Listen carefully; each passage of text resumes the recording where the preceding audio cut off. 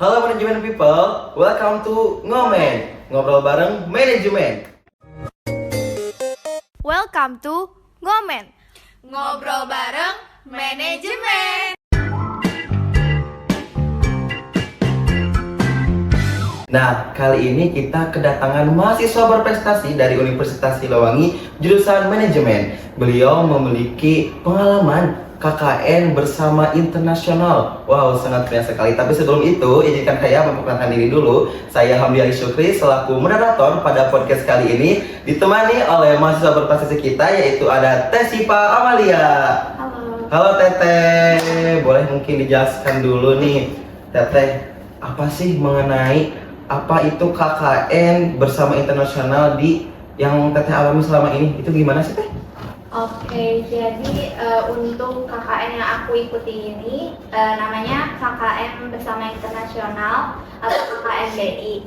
Ini itu KKN yang diinisiasi oleh BKSPTN Barat atau Badan Kerjasama Perguruan Tinggi Negeri Wilayah Indonesia Bagian Barat. Jadi yang ikutnya itu kampus-kampus di wilayah Indonesia bagian barat, terus karena ada internasionalnya gitu, jadi ada beberapa mahasiswa internasional yang ikut juga KKNBI ini gitu. Oh, jadi bukan hanya siswa dari universitas di Indonesia saja, tapi mungkin dari seluruh dunia ya KKN ini? Ya, ada beberapa yang dari luar negeri gitu. Oh, ada beberapa di luar negeri. Oke, jadi mungkin Teteh mungkin berbaur dengan orang-orang yang asing juga ya? Iya, oke.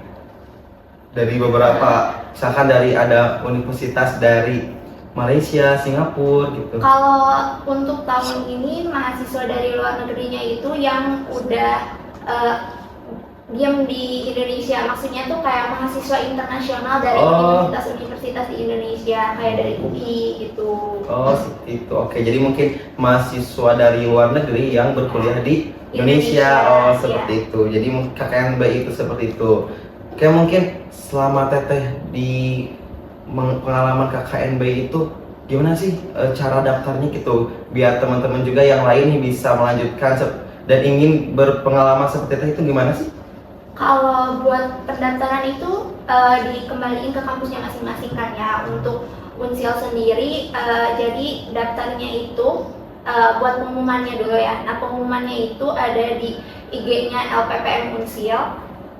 Dan untuk persyaratannya itu minimal IPK-nya 3, terus tes TOEFL minimal 450, terus transkrip nilai terakhir, terus juga yang paling penting surat izin orang tua. Untuk persyaratannya cuma itu aja. Jadi kita ada seleksi administratif sama wawancara gitu. Kalau buat wawancaranya ada 2 tahapan, wawancara bahasa Indonesia sama wawancara bahasa Inggris. Gitu. Jadi ada 2 tahapan wawancaranya itu, ada yang berbahasa Indonesia dan juga bahasa Inggris juga. Iya. Oke, mungkin apakah ada tips and tricksnya biar kita tuh bisa keterima langsung gitu melalui KKN ini? Buat wawancara ya, kalau menurut aku sih kayak kalau apalagi buat yang bahasa Inggris nih, ngejawabnya tuh ya pede aja gitu, jangan kelihatan kayak kita gugup gitu. Kalau nggak ngerti ya bilang aja nggak ngerti gitu, nanti juga dijelasin sama si pewawancaranya. Jangan itunya nanya pakai bahasa Inggris, kita jawab pakai bahasa Indonesia, jangan pakai bahasa Inggris aja nggak apa-apa gitu, pede aja. Oke. Lalu mungkin Teteh kan ini mendaftar ya, pasti dong dari awalnya itu Teteh tuh ada keinginan nih. Jadi mungkin apa motivasi Teteh nih buat bisa ikut KKN itu, apa sih motivasinya gitu? Kalau buat aku sih kayak basic banget, pengen nyari pengalaman baru ya. Soalnya aku nggak pernah yang jauh dari rumah gitu, terus pengen nyari pengalaman baru, pengen punya teman-teman yang dari luar daerah lah gitu. Jadi mungkin untuk menambah relasi ya tadi intinya gitu. Jadi untuk bisa berkenalan dengan orang luar pulau gitu ya. Bahkan orang asing juga bisa kenal ya. Jadi bisa ngobrol bahasa Inggris secara langsung gitu. Sangat menarik banget ya ini. Jadi tertarik tuh saya tuh. Ayo ikutan. Ya mungkin misalkan Teteh itu kan udah ada motivasi, udah ada tips and triknya juga nih. Boleh mungkin Teteh ini kan apa sih, kan ada tuh di Unsur juga kan ada KKN ya dari Unsurnya.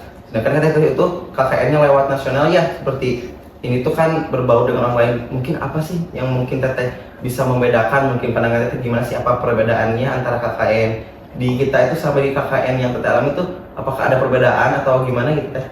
Kalau perbedaan KKN dari Unsil yang reguler sama KKN internasional ini, dilihat dari KKN internasional ini ada 2 tahapan. Yang pertama ada kita kelas online itu 1 bulan lebih buat pengenalan daerahnya. Terus kita baru offline-nya 1 bulan pas gitu. Tapi buat ada offline online-nya ini sebenarnya sesuai tergantung kampusnya masing-masing, kampus hostnya. Oke. Kebetulan yang kemarin dari ITERA, nah ITERA biasanya kayak gitu. Oh, jadi ada beberapa tahapan juga ya. Jadi ada perbedaan dari KKN reguler dan juga KKN nasional ini. Oke. Teteh tuh sebenarnya di KKN itu di mana sih tempatnya teh? Aku kemarin di Lampung Timur. Oke, di Sumatera. Ya, Mungkin teteh pas awal KKN di sana, apakah bagaimana pengalaman awal teteh gitu? Apakah culture shock atau gimana gitu? awalnya aku kira kayak di Lampung tuh bakal ketemu sama orang asli Iya. Lampung gitu. Ternyata di sana tuh banyaknya orang Jawa sama orang Bali. Oh. Jadi transmigrasi Iya. dari Jawa Bali gitu. Jadi di Lampung, emang di Lampung sih banyak ya Iya. transmigrasi. Jadi emang gak asli pure orang Sumatera ya. Jadi emang banyak yang jadi transmigrasi dari Bali, mungkin dari Kalimantan, bahkan dari Jawa juga ada yang Banyaknya dari Jawa, kayak 80% itu orang Jawa. Oh, jadi mungkin nggak terlalu budayanya itu hampir sama mungkin ya sama di Tasik juga. Sama Sunda. Oh, iya. Beda jauh kalau budaya. Nah, mungkin bisa ceritakan nih pengalaman terbesar teteh apa sih? Pengalaman yang paling berkesan selama mengikuti KKN ini itu apa sih teh? Kalau pengalaman paling berkesan kayaknya bisa berinteraksi langsung sama hewan-hewan di sana ya. Oh, Karena iya. kebetulan tempat saya KKN itu perbatasan sama Taman Nasional Wikambas, jadi suka ada gajah gitu Oh yang iya. jadi bisa berinteraksi langsung sama gajahnya, bisa pegang langsung gitu, ngasih makan langsung. Seru banget sih. Jadi pengen ikutan juga aku teh. Iya. Soalnya kan kalau di Sunda kan tuh jarang ya KKN seperti itu. Kayak ini kan KKN nasional. Jadi mungkin kalau kita terjun langsung tuh pengalaman itu mungkin lebih berbeda ya teh. Iya, ada perbedaannya. Oh, jadi makin seru nih, makin menantang. Nah, perihal tantangan nih terkait bicara tentang tantangan. Apakah selama teteh mengalami KKN ini, apakah ada tantangan yang teteh sulit untuk dilewati gitu atau gimana? Kalau tantangan kayaknya enggak terlalu ya, cuman kalau berkomunikasi sama masyarakat kan mereka pakainya bahasa Jawa ya. Iya. Dan aku tuh nggak ngerti gitu bahasa Jawa, jadi kadang suka kayak ya udah dengerin aja, Iya, iya benar, iya benar aja banget. kalau ditanya juga. Ya biasanya suka bingung ya kalau orang tuh pakai bahasa sendiri gitu, bukannya bahasa Indonesia tuh emang suka bingung sih kalau bicara di daerahnya itu. Kadang emang kita tuh kayak ngomong apa sih gitu. Mungkin teteh nih selama di KKN juga, apakah ada pengalaman yang paling berkesan mungkin? Apakah teteh jatuh cinta dengan seseorang atau gimana gitu? Enggak. Oh, Kita enggak. nggak ada yang cinlok. Oh, nggak ada. Cowoknya cuma ada 2 soalnya. Oh, dikit banget. Kok bisa dikit Iya, banget? kita sekelompoknya 9 orang. Kalau Oh, kelompok 9 aku orang. harusnya 10, tapi yang satu nggak jadi ikut, jadi cuma ber-9. Jadi 9 kelompok tuh di wilayah Lampung saja atau menyebar di bagian lain juga? Kita ada 17 kelompok itu, yang 15 di Lampung Timur, yang 3 di Pesawaran kalau nggak salah. Oh, jadi emang dibagi-bagi juga Iya, yang sama yang lain. Tapi di Lampung itu apakah hanya ada satu kelompok? Misalkan kan teteh itu kelompok teteh doang atau ada kelompok lain Enggak. gitu? Ada di di kecamatan aku ya. Iya. Di kecamatan aku tuh ada 4 kelompok. Oke. Jadi kayak sampingan gitu loh, dekat. Oke, jadi mungkin ada juga ya hampir sama mungkin ya kalau perihal penempatan kelompok tuh sama KKN reguler juga jauh berbeda mungkin ya, ada beberapa juga. Tapi mungkin mengenai programnya nih, apa mungkin kan mungkin ada perbedaan nih dari KKN reguler, apakah dari program KKN nasional itu lebih menarik atau gimana tuh bisa diceritakan teh?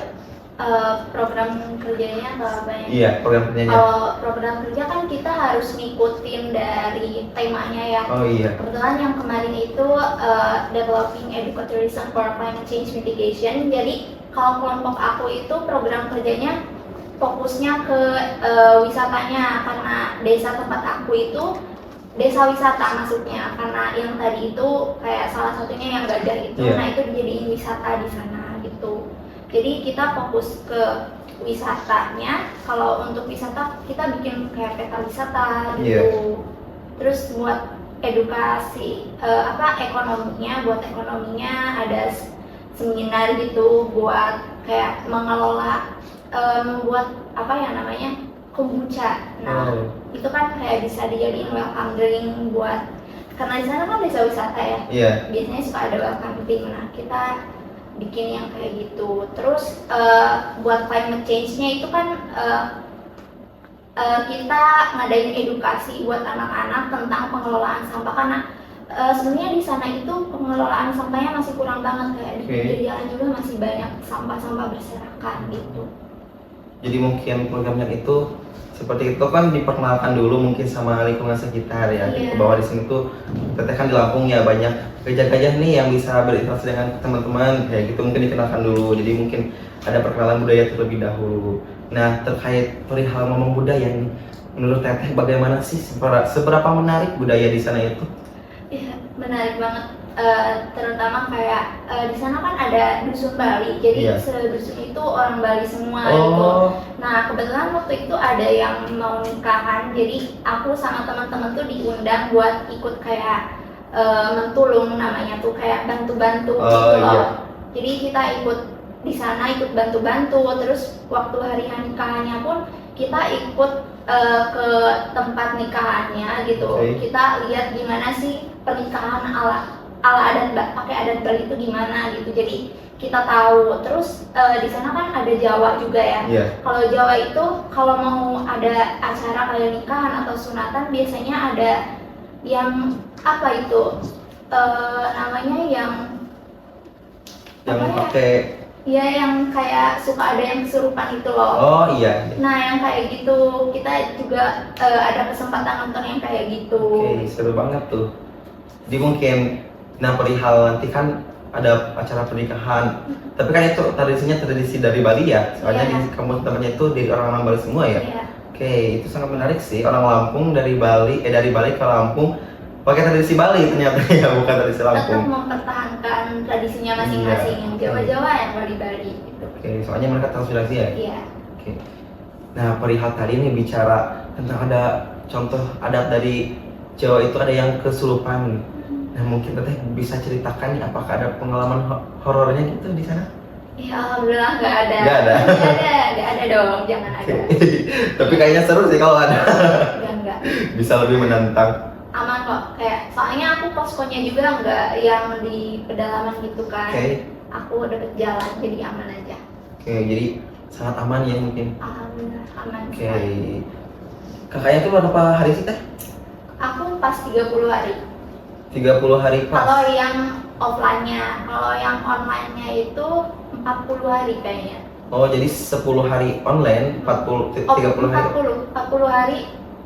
40 hari online. Oh. 30 hari. Jadi Offline, jadi ya, 70. 70 hari. Oke, Lama ya? cukup lama ya, 2 bulan. Iya. Hampir 3 bulan nih kalau Iya. bisa disebutkan. Oke, jadi nah kan tadi ada yang offline nih, offline dan juga online. Yang online tuh 40 hari. Itu ngapain aja sih? Teh? Ya itu tadi kayak pengenalan lingkungan, Oh. kayak nah nanti di tempat KKN tuh budayanya ini Oke, terus iya. kayak kalian bisa edukasi ini. Nah yang kayak gitu yang diajarinnya waktu kelas online itu. Oke, jadi kelas online 40 hari itu buat kita tuh lebih dekat dengan budaya mereka Iya. melalui apa yang dibicarakan oleh beberapa mentor mungkin ya, Pemateri, pemateri. iya, betul. Iya, betul sekali. Nah, kalau teteh itu di kelompok itu ada pembimbing nggak sih kalau KKN seperti itu? DPL tetap ada. Oke. Ada. Jadi DPL-nya dari kampus yang jadi host sama co-hostnya, kebetulan DPL saya dari Unila. Unila. Iya. Sangat menarik. Jadi kaosnya itu kebetulan kemana dari Lampung kaosnya?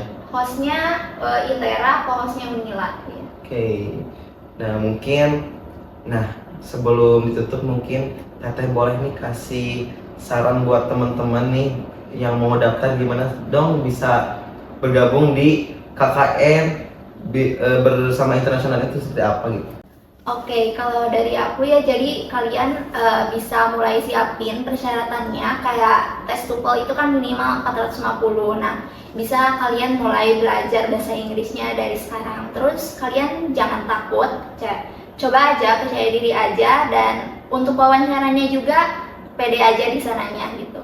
Oke, itu mungkin saran buat teman-teman semua ya yang mau mengikuti KKN bersama internasional yang berbasis nasional itu. Jadi teman-teman tuh bisa lebih mengenal lingkungan sekitar dan budaya dari Indonesia mungkin ya teh, mungkin lebih mengenal teman-teman dari luar pulau dan juga bahkan ada teman-teman dari luar negara ya teh. Iya. Oke, mungkin buat teman-teman nih semua yang mau join di KKN bersama internasional tahun depan tuh ada lagi ya kan teh?